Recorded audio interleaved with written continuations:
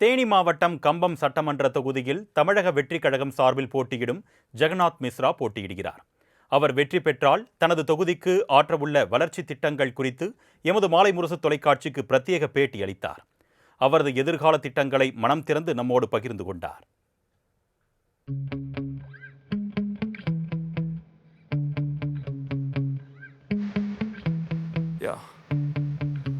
Sometimes I get so mad, there's no control in me. My thoughts get so bad, I'm like, I might grab a bat, I don't know. My wrath, my blood boils over like, oh God, here goes. I lost all feeling from my head to my toes. You said some shit that I can't let go, so just stay tuned for the rest of the show. So have you ever felt betrayed? Switches how you see things, realize something needs change. Cause I know you got me fucked up, let me show you what's up. Cause enough is enough. I'll take a face full of pavement just to make a statement. I know there's no turning back. கம்பம் சட்டமன்ற தொகுதி தமிழக வெற்றி கழக வேட்பாளர் ஜெகநாத் மிஸ்ரா அவர்கள் நம்மோடு இருக்கின்றார். அவரோடு சிறு நேர்காணல். இப்போ கம்பம் சட்டமன்ற தொகுதியில் தமிழக வெற்றி கழக வேட்பாளராக நீங்கள் போட்டியிடுறீங்க. இந்த தொகுதியை தேர்ந்தெடுக்கிறதுக்கு என்ன காரணம்? என்னை பொறுத்தவரை தமிழகத்தில் 234 சட்டமன்ற தொகுதிகளிலும் எந்த தொகுதியிலும் நான் போட்டியிடுவதற்கான வாய்ப்பு இருக்குது. ஆனால் கம்பம் சட்டமன்ற தொகுதி என்பது நான் பிறந்த மண், நான் வளர்ந்த மண். இந்த மண்ணை உயர்வுபடுத்த வேண்டும், இந்த மண்ணை பெருமைப்படுத்த வேண்டும். இந்த மண்ணில் இருக்கக்கூடிய கம்பம் சட்டமன்ற தொகுதியில் இந்த மண்ணில் இருக்கக்கூடிய மக்களுக்காக பாடுபட வேண்டும் என்ற எண்ணத்தின் அடிப்படையிலே என்னை உயர்த்திய இந்த மண்ணை நான் உயர்த்த வேண்டும் என்ற எண்ணத்தின் அடிப்படையிலே கம்பம் சட்டமன்ற தொகுதியில் வேட்பாளராக போட்டியிடுகிறேன். சட்டமன்ற தொகுதி விவசாயம் சார்ந்த பகுதியாக இருக்கு. இங்கே விவசாய கூலிகள் தங்களுடைய வாழ்வாதாரத்துக்காக கேரளா சென்று அவங்க கூலி வேலை செய்ய வேண்டியிருக்கு. அவங்களுக்கு இங்கே விவசாயம் சார்ந்த தொழிற்சாலை வருவதற்கு நீங்கள் எதுவும் நடவடிக்கை எடுத்தீங்களா?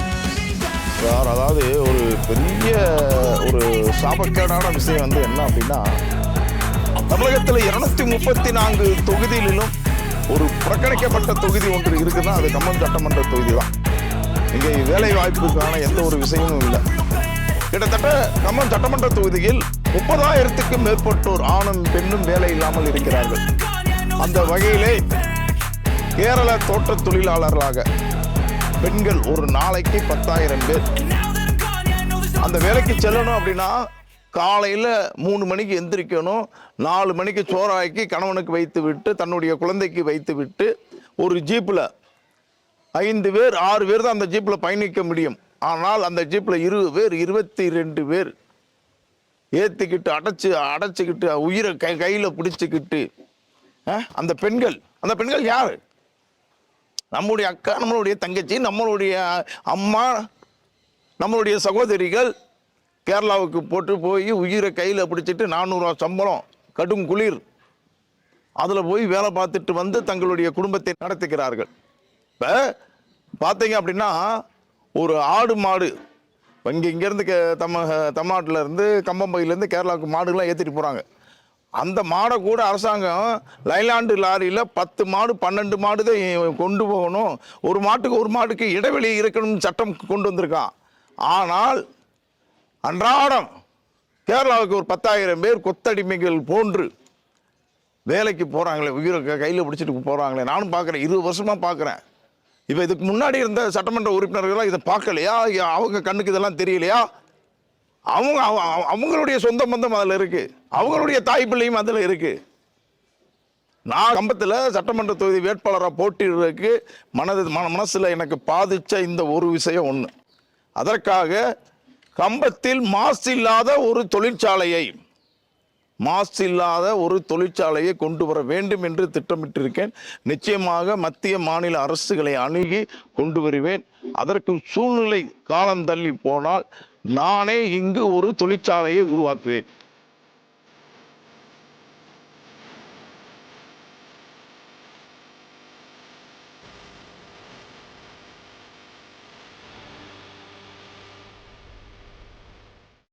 இங்கே கம்பம் அரசு மருத்துவமனையில் பார்த்தீங்கன்னா மருத்துவர் பற்றாக்குறை, அதுக்கப்புறம் வந்து சிடி ஸ்கேனு, எம்ஆர்ஐ ஸ்கேனு இதெல்லாம் எடுக்க வேண்டியது இருந்தால் தேனி அரசு மருத்துவக் கல்லூரிக்கு தான் போக வேண்டியது வருது. இப்போ இந்த பகுதியில் உள்ள மக்கள் வந்து அதிகமாக வந்து இங்கே வந்து மருத்துவம் பார்த்து செல்கிறாங்க.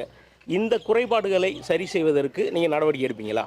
அதாவது ஒரு அரசாங்கம் வந்து நல்ல சுகாதாரத்தை தரக்கூடிய பொறுப்பு அரசாங்கத்துக்கு இருக்குது.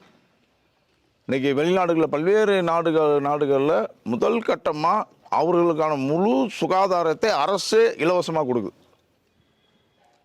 இங்கே வந்து நம்முடைய கம்பம் மருத்துவமனை நீங்கள் சொன்ன மாதிரி அது கம்பம் மருத்துவமனை கம்பம் தொகுதி மக்களுக்கு மட்டும் பயன்பெறக்கூடிய மருத்துவமனை அல்ல. அருகாமையில் இருக்கக்கூடிய கேரளாவில் இருக்கக்கூடிய 2-3 மாவட்ட மக்களுக்கும் அந்த மருத்துவமனை பயன்பெறுகிறது. தேனி மாவட்டத்திலே அதிக பரப்பளவை கொண்ட மருத்துவமனை நம்முடைய மருத்துவமனை. அந்த மருத்துவமனை தரம் உயர்த்தப்பட வேண்டும். இப்போ மருத்துவர்கள் இல்லை, ஒரு சில நேரங்களில் மருத்துவர்கள் இல்லை, 24 மணி நேரமும் மருத்துவர்கள் இல்லை. ரெண்டாவது என்ன ஆகுது, இங்கே வந்த உடனே நீ எந்த கேஸாக இருந்தாலும் இங்கே வந்த உடனே நீங்கள் இங்கே போங்க, தேனிக்கு போங்க, தேனிக்கு போங்கன்னு எழுதி கொடுக்கறதுக்கு ஒரு மருத்துவமனையா? தேனிக்கு போங்கன்னு எழுதி கொடுக்குற ஒரு மருத்துவமனையா? முதல் உதவி சிகிச்சை கூட செய்கிறதில்ல. முதல் உதவி சிகிச்சை செய்து அவர் உயிர் காப்பாற்றப்பட்ட பின்பு நீங்கள் தேனிக்கு அனுப்பலாம்.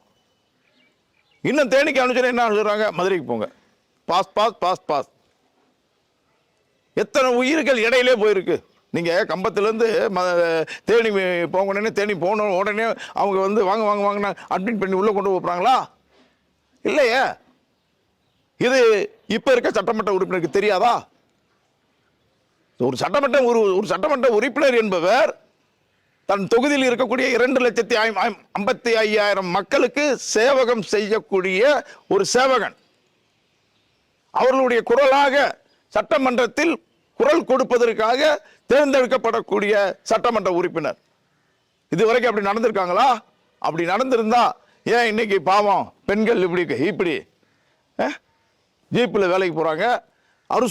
நம்ம அரசு மருத்துவமனை பயன்பாடு அட்டு கிடக்கு. நான் சட்டமன்ற உறுப்பினராக நிச்சயம் வருவேன். கம்பம் அரசு மருத்துவமனை மட்டுமல்ல, உத்தமமான அரசு மருத்துவமனை, சின்னம்னூர் அரசு மருத்துவமனை, அத்தனை மருத்துவமனையினுடைய தரத்தை தனியார் மருத்துவமனைக்கு ஈக்குவலாக உயர்த்த வேண்டும் என்று திட்டமிட்டிருக்கேன். இன்னைக்கு கம்பம் மருத்துவமனையில் இருக்கக்கூடிய பல்வேறு உபகரணங்கள் நான் என்னுடைய சொந்த நிதியிலிருந்து வாங்கி கொடுத்தேன். சொந்த நிதி, ஸ்கேன் இல்லை, இது இல்லை, அது இல்லைன்னா அப்புறம் எதுக்கு மருத்துவமனை? ஒரு அரசாங்கம் இதெல்லாம் இல்லாமல் ஏன் மருத்துவமனை வச்சு நடத்துகிற? நிச்சயமாக மாற்றம் வரும். கம்பம் சட்டமன்ற உறுப்பினராக உங்கள் ஜெகநாத் மிஸ்ரா வருவேன், நிச்சயமாக செய்வேன்.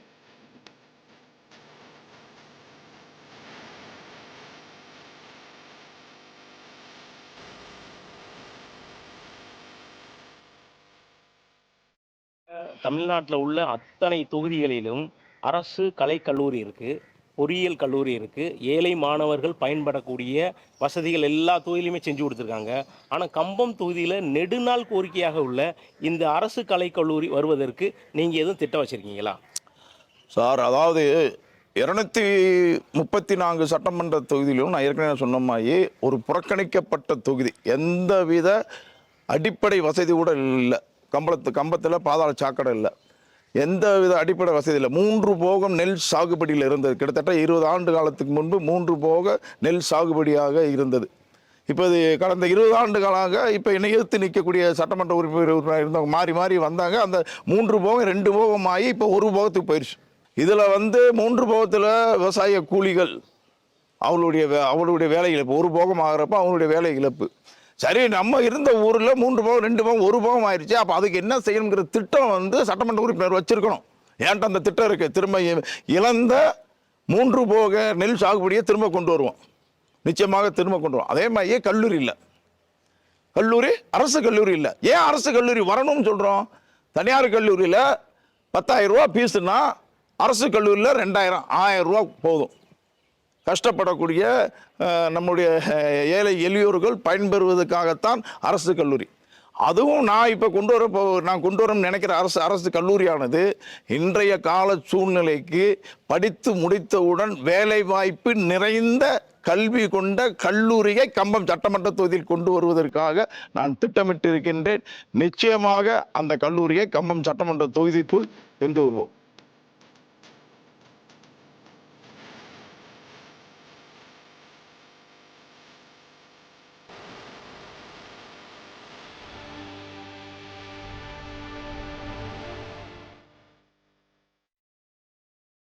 அரசியலில் 2 ஜாம்பவான்கள் மத்தியில் புதுமுகமாக விசில் சின்னத்தில் நீங்கள் வந்து களம் இறங்குறீங்க கம்பம் சட்டமன்ற தொகுதியில். உங்களுடைய வெற்றி வாய்ப்பு எப்படி இருக்குது? சார், ஜாம்பவான்லாம் கிடையாது. நானும் ஒரு அரசியல் குடும்பத்திலேருந்து வந்தவன் தான். அரசியல் பாரம்பரியமிக்க குடும்பத்திலேருந்து வந்தவன் தான். அரசியலில் கடந்த 35 ஆண்டு காலமாக இப்போ காங்கிரஸ் கட்சியில் எடுத்துக்கிட்டிங்கன்னா மாணவரவணியிலிருந்து நான் இருந்தவன். 2006 கம்பம் சட்டமன்ற தொகுதி வேட்பாளராக நான் போட்டியிட்டுவேன். கம்பம் சட்டமன்ற தொகுதி வேட்பாளராக நான் போட்டியிட்டுவேன். அதனால் அரசியல் புது அனுபவம்லாம் இல்லை. இதே ஜக்கனுக்கு நான் தேர்தல் பிரச்சாரம் பண்ணியிருக்கேன். இதே போடி ஐயா முன்னாள் முதல்வர் ஓபிஎஸ்க்கு நான் பிரச்சாரம் பண்ணியிருக்கேன். அம்மா ஜெயலலிதா அம்மாவுக்கு பிரச்சாரம் பண்ணியிருக்கேன். எண்ணற்றோருக்கு நான் பிரச்சாரம் பண்ணியிருக்கேன். அரசியல் ஒன்றும் அவங்களுக்கு வந்து அரசியல் அனுபவம் இல்லாமல் இருக்கலாம். அவங்க எதிர்த்து நிற்கக்கூடிய 2 வேட்பாளருக்கு என்னையே போன்ற அரசியல் அனுபவம் இல்லாமல் இருக்கலாம். தொகுதிக்குள்ள மட்டும் அவங்க சுற்றி வந்து அந்த தொகுதிக்கு ஒன்றும் செய்யாமல் போயிருக்கலாம். ஒன்றும் செய்யாமல் போயிருக்கலாம். எனக்கு வந்து அப்படி இல்லை. எனக்கு நீண்ட அரசியல் அனுபவம் இருக்குது. மக்களுக்கு என்ன தொண்டாற்ற வேண்டுங்கிற அனுபவம் எனக்கு இருக்குது. நான் எனக்காக அரசியலுக்கு நான் வரல. இந்த மக்களுக்காகத்தான் நான் அரசியலுக்கு வரேன். இந்த மக்களுக்கு நல்லது செய்யணுங்கிறதுக்காகவே அரசியலுக்கு வரேன். நான் அரசியலுக்கு வர்றதுக்கு முன்னாடி இந்த மக்களுக்கு எண்ணற்ற உதவிகளை நான் செஞ்சுருக்கேன். ஒரு அதிகாரத்துடன் இந்த மக்களுக்கு இன்னும் கூடுதலாக நம்ம செய்ய வேண்டும் என்ற எண்ணத்துடன் தான் கம்பம் சட்டமன்ற தொகுதியில் போட்டிடுறேன். கம்பம் சட்டமன்ற தொகுதியில் மக்கள் எனக்கு இருக்கக்கூடிய ஆதரவு, மக்கள் என் மீது வைத்திருக்கக்கூடிய அன்பு பாசத்தினால் அதிக வாக்குகளை எனக்கு அளிப்பார்கள்.